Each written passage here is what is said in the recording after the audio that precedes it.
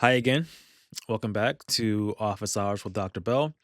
I am your host, Dr. Marcus Bell. And today I want to uh, talk about something that might be, it might rub some folks the wrong way. It might seem a little too utopian, a little high and mighty. And I am. I am understanding of any critique that may come my way, and I'm ready for the smoke. Today, I want to address my people. My people can be anybody. It could be black people. It could be Democrats. It can be progressives. It can be professors. It could be, academia. It could be men. Uh, I am talking about my people politically, the people who hold similar political values to me. But yeah, I want to talk to us about something that I've been seeing lately that has been, I think it's something that is logical. I think that's something that may make us feel good, may give us some kind of comfort in this trying moment. But it also goes, at least to my mind, against what we believe in as Democrats or as progressives. Um, there's a meme out there about leopards eating people's faces. I'm sure you've seen it by now. If you have not, this is what it looks like. As you can see, it says, "I never thought leopards would eat my face," sobs woman who voted for the leopards eating people's faces party. And it's a funny meme.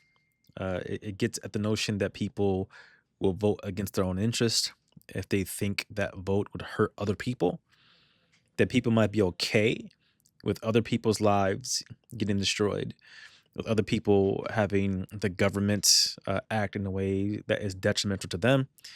But so long as it doesn't affect me, it's okay.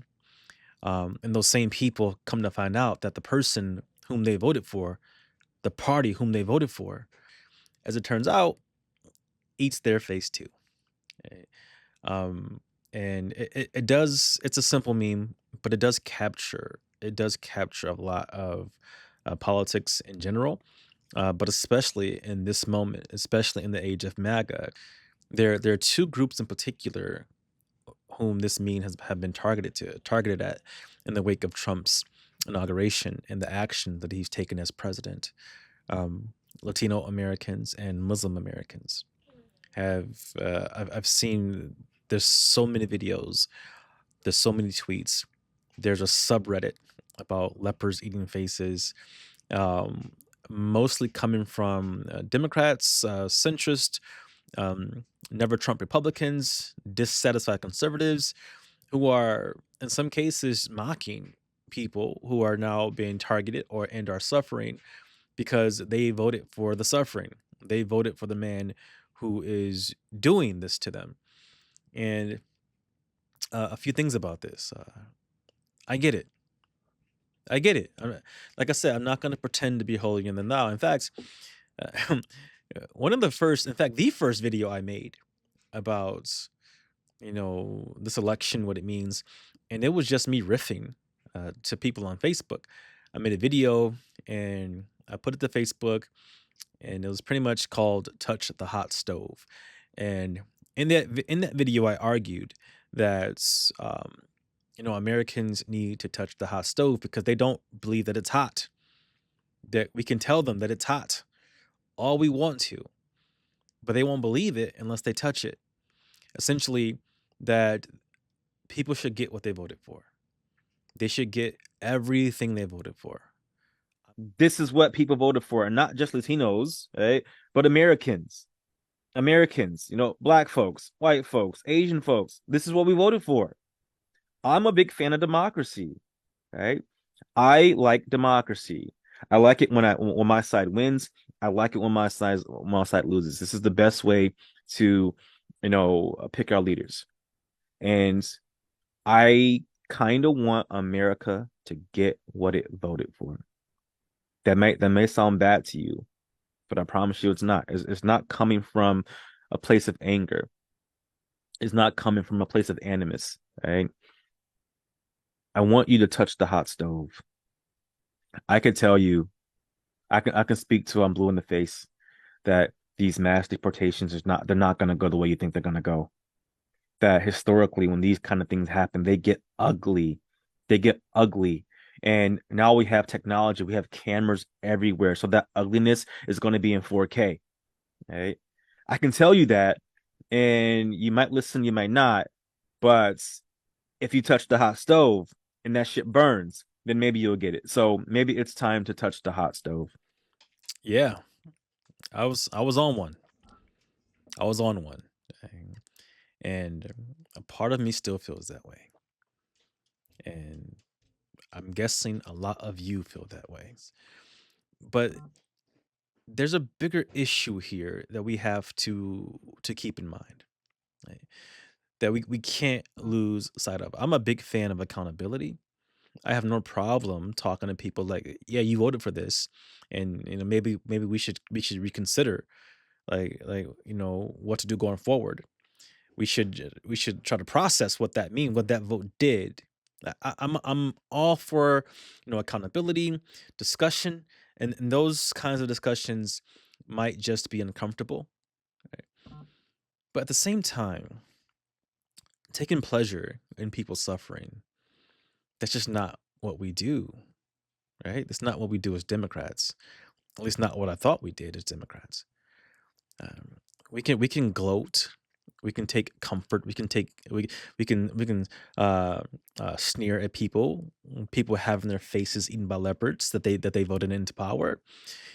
But as Democrats, we don't like leopards. Right? We're anti-leopard, right? We hunt leopards. We want the leopards out of power because we know how dangerous they are. We fought against the leopards eating people's faces party, right? So we can't take pleasure in the leopards eating people's faces. So what does this moment mean? I respect a lot of the people that I'm critiquing. These are folks that I know care about this country. They care about the people in this country. They care about people more broadly. They care about human rights. They want to prevent human suffering. And I know they just don't care about humans who agree with them politically. I know they just don't want to prevent the human suffering of Democrats or people who lean to the left. I'm a Democrat because I care about other people. That's it. I'm a Democrat because I care about other people.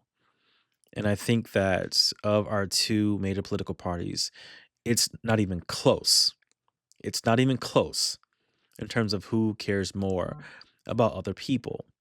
And when it comes to values, when it comes to values, okay, we just we don't laugh at people who are suffering.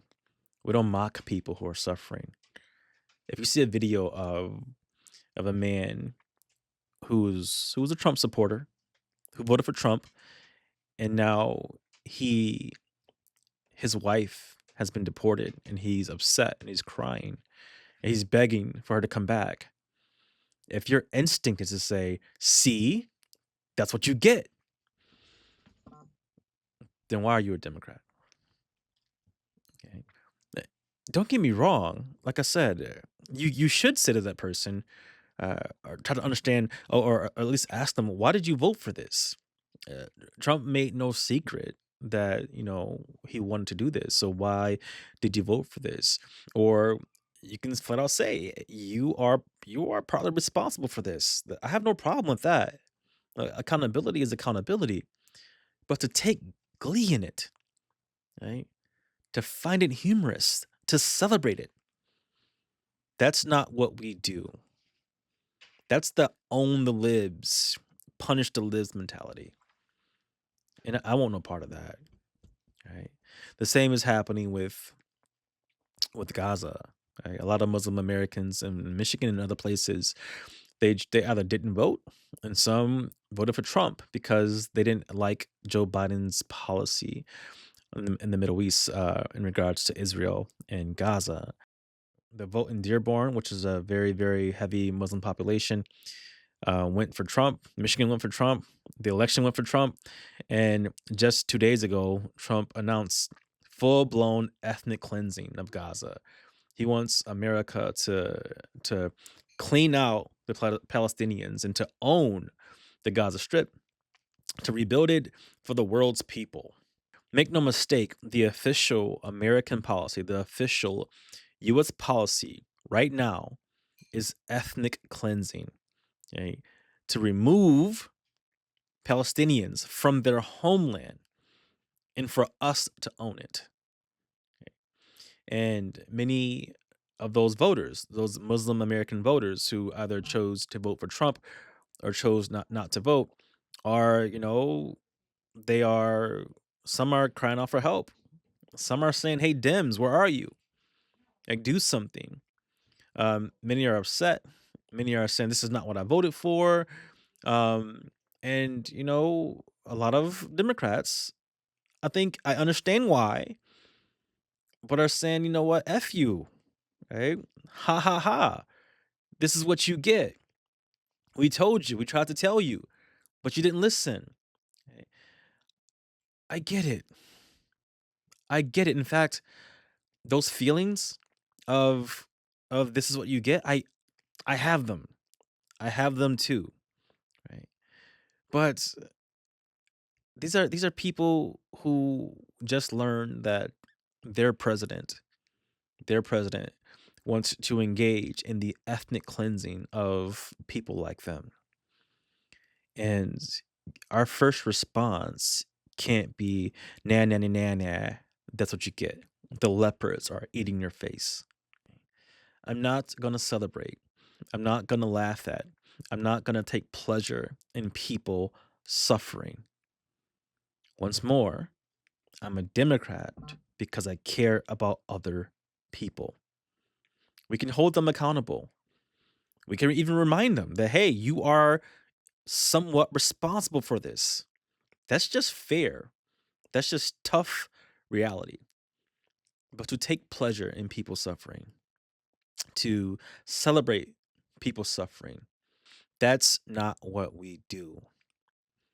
That's not why we're Democrats. Okay?